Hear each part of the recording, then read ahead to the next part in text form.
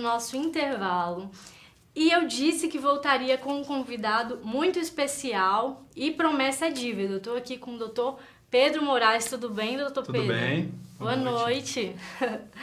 Ele é médico e vai conversar um pouquinho com a gente aqui sobre essa questão de cirurgias, da importância do desenvolvimento tecnológico, científico. Mas antes disso, eu vou pedir para que ele se apresente, conte um pouco sobre a sua história e já quero antecipar. Aqui a gente tenta trazer algo descontraído, um bate-papo, então fique à vontade. Muito obrigado, fico muito feliz com o convite, tá bem? Meu nome então é Pedro Henrique Moraes, sou cirurgião geral e coloproctologista, atuo aí nas áreas de cirurgia minimamente invasiva, robótica, colonoscopia, tenho já uma estrada aí percorrida, passei pela UNB, por outros hospitais de Brasília, tenho formação em outros países também, na Cleveland Clinic, Toronto Western Hospital, no Canadá. E venho há muitos anos aí trabalhando não só para me aprofundar nessa parte de cirurgia minimamente invasiva, atendimento humanizado, muito atencioso e também com resultados mais excelentes possíveis. Além disso, trabalhando sempre também focado em educação médica, para que a gente tenha um padrão cada vez mais elevado, não só para o paciente que vem ao meu consultório, mas para os pacientes que vão a qualquer consultório de hospital público ou privado. Que bacana, doutor Pedro. É importante a gente conversar sobre temas como esse, receber aqui uma pessoa de um currículo tão interessante, tão bem capacitado e bem preparado. E eu vou te fazer a primeira pergunta aqui, que é qual é a importância da inovação tecnológica, científica nessa área médica, na sua visão? Ótimo. A inovação tecnológica ela é muito importante na área médica. Mas a primeira coisa que a gente não pode deixar de lado é que a parte mais importante e mais complexa é o ser humano. Então a gente tem muita especificidade na tecnologia, mas a grande complexidade está na pessoa, no atendimento com atenção, com o máximo de cuidado, né? Isso é mais importante do que qualquer tecnologia. Essa é a grande tecnologia. Agora, para a parte cirúrgica principalmente, a gente tem várias inovações que vêm acrescentando bastante. A primeira delas é a laparoscopia, que a gente, muitas vezes os pacientes vêm buscando a cirurgia a laser. Então, na verdade, a cirurgia a laser é a cirurgia laparoscópica, minimamente invasiva. A que a gente mais realiza hoje é a cirurgia da vesícula, né? Colecistectomia laparoscópica, que você faz uma pequena incisão no umbigo, uma no epigástrio, uma aqui do lado, outra aqui do lado. Cada uma delas com menos de 1 centímetro. E por essa incisão, a gente passa pinças longas e uma câmera de alta definição e opera o paciente sem grandes incisões. Então, com menos de 24 horas a gente consegue dar alta, o resultado estético fica excelente. Menos de 24 horas? Menos de 24 horas. Nem sempre, né? Mas muitas vezes. E o interessante é que Brasília é muito agraciada com essa tecnologia. Todos os hospitais públicos e privados da cidade, praticamente todos têm que tem um centro cirúrgico, tem essa tecnologia implantada. Então, você indo a um hospital público e privado, você tem acesso a essa tecnologia. Agora, o interessante é que uma grande tecnologia também é a tecnologia da educação. Se você tem o material, você tem o equipamento e não tem educação médica capacitando esses profissionais, você não tem o resultado, você não consegue aplicar a técnica de alta qualidade. Outra técnica que é muito também implementada hoje é a cirurgia robótica, que hoje em dia, no Brasil, a gente já tem 2 plataformas de cirurgia robótica. A principal é a Da Vinci, que é um robô com 4 braços. O cirurgião ele não entra em campo, ele fica à distância em um console e ele consegue, manipulando joysticks, controlar 4 braços simultâneos, como se o próprio cirurgião tivesse 4 braços. Então a gente tem essa tecnologia disponível em vários hospitais privados de Brasília, mas ainda não temos nos hospitais públicos. Que bacana saber dessas informações, né, gente? Para mim que não sou, por exemplo, da área médica, novidade essas tecnologias, né? E que agrega na vida do paciente, porque como você disse, o foco tem que ser o paciente, a melhora do serviço, além da capacitação, além de tudo isso, que é o consumidor também, de certa forma. Falando nisso, quero te perguntar com relação a perspectivas da medicina. Como que você considera, levando em consideração nessa questão da tecnologia, o que você visualiza para a medicina do futuro aí? Eu vejo que para o futuro a gente não pode esquecer do básico, bem feito, as coisas do passado. A medicina hipocrática, que era praticada na Grécia, 3.000 anos atrás, ela ainda tem o seu valor, Sim. que é olhar para o paciente, você dar atenção, você examinar o paciente, você dar a devida relevância para cada coisa que ele fala. Esse é o primeiro ponto. Tá? Sim. Segundo ponto, hoje a gente tem muitas técnicas que não necessariamente envolvem máquinas. Por exemplo, o protocolo de cirurgia segura, que hoje já é implementado em quase todos os hospitais, que é algo bem simples. Antes de começar uma cirurgia, o enfermeiro fala time out. Na hora que ele fala time out, todo mundo fica em silêncio, você repete o nome do paciente, qual procedimento vai ser realizado, qual lado do procedimento, se é direito, se é esquerdo, para evitar erros. Se tem algum material faltando, se tem alguma etapa crítica, para que todo mundo esteja preparado. Então, a tecnologia é muito simples, é só informação, organização. Outras tecnologias interessantes são as tecnologias realmente de implementação de novas técnicas. Sim. Por exemplo, no Brasil acabou de chegar um novo robô, que está no Vila Nova Star. É uma da filial da rede Star. Em Brasília a gente tem o DF Star, Sim. que é o hospital onde eu trabalho. E em São Paulo a gente tem o Vila Nova Star, que chegou lá um novo robô chamado Versius, né? Olha. O robô Versius... Chegou da onde?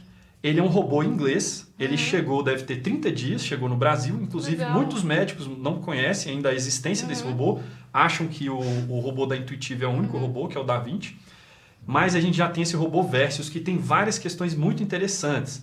O joystick dele parece um joystick de avião, você mexe muito mais, com muito mais liberdade, tem mais funcionalidades. Você trabalha com óculos 3D para ter uma visão 3D do campo cirúrgico. Você também trabalha... Então o médico não tem contato direto com o paciente? Não. E cada braço do robô é uma torre separada. E eu posso escolher quantos braços eu quiser e colocar esses braços de forma diferente. Uma coisa interessante é que o robô Versius está em São Paulo ainda em fase de teste e liberação na Anvisa, mas já estão treinando os médicos. Sim. E eles estão treinando os médicos exatamente com uma plataforma desenvolvida em Brasília, que é a laparoscopia em 6 passos. Eles estão usando a placa inteligente de laparoscopia em 6 passos para ensinar os médicos nessa tecnologia que veio da Inglaterra. Que bacana! Muito bom saber dessas informações e parabéns! E ele desenvolveu, na verdade, né, que é a nossa próxima pergunta, você desenvolveu um projeto, a gente está falando, só contextualizando para quem está em casa, você que chegou agora, a gente está conversando sobre inovação, tecnologia, a importância disso, tanto na área médica, mas não só na área médica. Ele está aqui como médico falando sobre isso, mas eu falo também como paciente, como consumidora, como cidadã. É muito importante para a gente poder ter acesso a um tratamento de ponta, um tratamento realmente que vai aumentar as chances daquele cidadão de prolongar a sua vida, de acabar com o seu problema aí na área da saúde. E aí, para isso, ele desenvolveu um equipamento e eu quero que você fale um pouquinho sobre isso, sobre a importância de projetos como esse. Tá certo, muito obrigado. Então, esse aqui é um dos projetos que eu venho desenvolvendo ao longo da minha vida. Eu sempre fui uma pessoa muito curiosa, né? Desde criança, sempre tive esse ímpeto de desenvolver, de criar, de entender o que tem nas coisas. Sim. E a medicina me trouxe muito isso, de entender o que tem dentro do ser humano e como funciona. E veio também, junto com essa criatividade, com esse impulso, a vontade de inovar e desenvolver coisas novas. Então, durante o meu treinamento em cirurgia, eu percebi que a maioria das pessoas não tinham uma formação suficiente em cirurgia minimamente invasiva. E que só aquele período da residência não ia ser suficiente para mim. Só que eu percebi que isso não era um problema só meu, que esse era um problema de 80 mil cirurgiões de 7 áreas diferentes do Brasil que podem usar a cirurgia minimamente invasiva, que é a laparoscopia, para fazer os seus procedimentos, que o pessoal chama de cirurgia laser. Então, eu acabei desenvolvendo para o meu uso pessoal e depois fui me aprimorando, acabei desenvolvendo isso aqui, que é o laparoscopia em 6 passos, que é uma tentativa de criar um modelo completo para ensinar todos esses cirurgiões a fazer cirurgia laparoscópica com baixo custo em casa e tentar universalizar essa técnica no Brasil. Para você ter uma noção, em 2019 a gente fez mais de 500 mil cirurgias no SUS. Só 12% foram por laparoscopia. Por laparoscopia o paciente tem alta 3 vezes mais rápido. ele tem 3 vezes menos infecção, ele sangra 2 vezes menos, ele tem menos cicatriz. Em vez de eu fazer uma cicatriz daqui até aqui, eu opero um paciente com câncer de colo fazendo 4 incisões mínimas nas laterais, incisões desse tamanho, incisõezinhas, uma outra pequena no umbigo. A gente opera, é uma cirurgia que eu faço, colectomia laparoscópica. Então, como é que funciona isso aqui? Como que é esse desafio de tentar ensinar o Brasil a fazer cirurgia laparoscópica? Então, para ensinar, para pegar esse desafio de ensinar o Brasil a fazer laparoscopia, a gente desenvolveu esse simulador, tá? É um simulador de laparoscopia em que a gente tem os trocartes, isso aqui é igual um trocarte que a gente usa em cirurgia real, não é exatamente igual, mas ele simula. Para fazer uma cirurgia, eu faço uma pequena incisão no paciente e coloco esse trocartezinho. Isso aqui simula a câmera, tá? E essas são pinças reais que a gente utiliza em laparoscopia.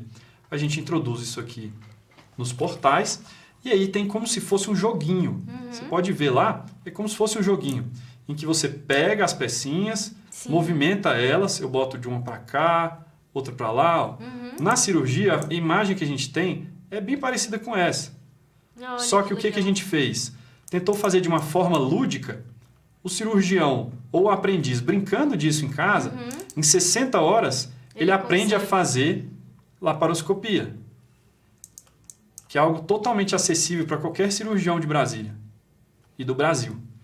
E a ideia com isso aqui é tentar acelerar essa universalização dessa tecnologia que diminui custo, melhora resultado, ela é boa para todo mundo, para o paciente, para o SUS. Imagina eu conseguir esvaziar as enfermarias do SUS, todo mundo tendo alta mais rápido, tendo menos dor, indo para casa mais satisfeito, com a cicatriz menor, com melhores resultados.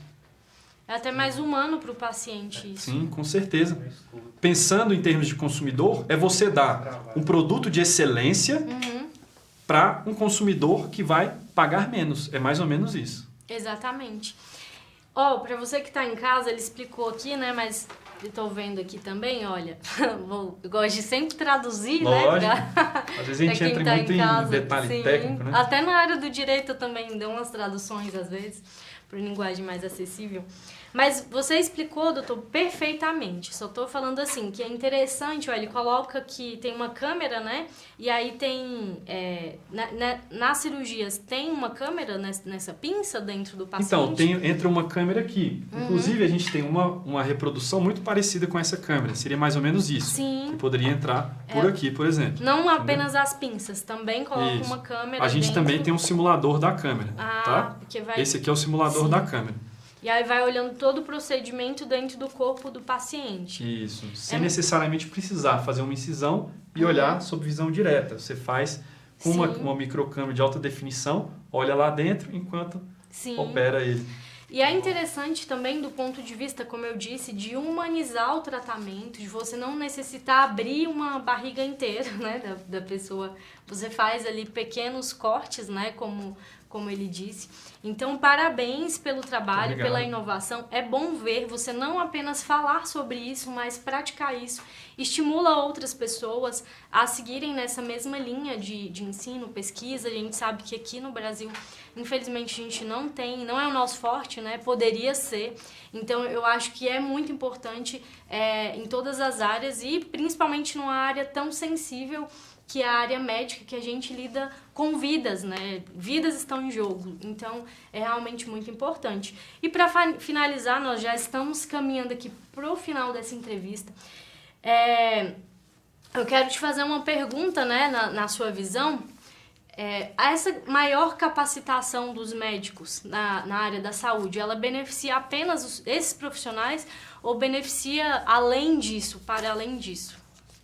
Tá? A maior capacitação da área médica, quanto mais capacitado o médico é, mais barato ele custa para o sistema e mais resolutivo ele é. Se eu tenho um médico muito bem treinado, com muito pouca coisa, com um estetoscópio, um termômetro, um esfigmomanômetro, ele vai conseguir dar vários diagnósticos. E quanto menos treinado, mais ele vai precisar de tomografia, exame e grandes tecnologias. Então a capacitação é o que faz o sistema andar. Educação é o que faz a sociedade e o sistema médico também andar. Então é meio que um valor universal, né? A educação ela move de verdade. E na nossa área a gente tem isso em números. Tá?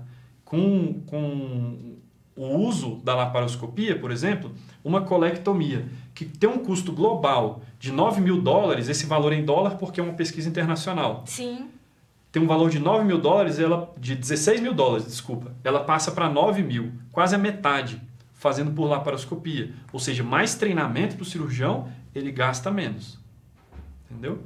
Então, e além disso, dando resultados melhores, menos erro, mais assertividade, mais acolhimento, tudo isso faz parte de treinamento. Então, esse é o resultado. Todo mundo colhe. Quando a gente planta educação, todo mundo colhe. Todo mundo colhe. Eu concordo plenamente. Acho que essa entrevista foi super produtiva, a gente descobriu aqui várias coisas, conheceu o seu projeto, conversou um pouco sobre essa área de inovação também, educação, não tem como a gente falar de inovação, tecnologia sem falar de educação, porque necessariamente passa pela educação. Então é importante, porque aqui no programa eu costumo falar que é de utilidade pública para esclarecimento da população e para mim também eu gosto, porque toda vez eu aprendo uma coisa diferente, sei de uma área diferente que eu não sabia. Nós chegamos ao final dessa entrevista.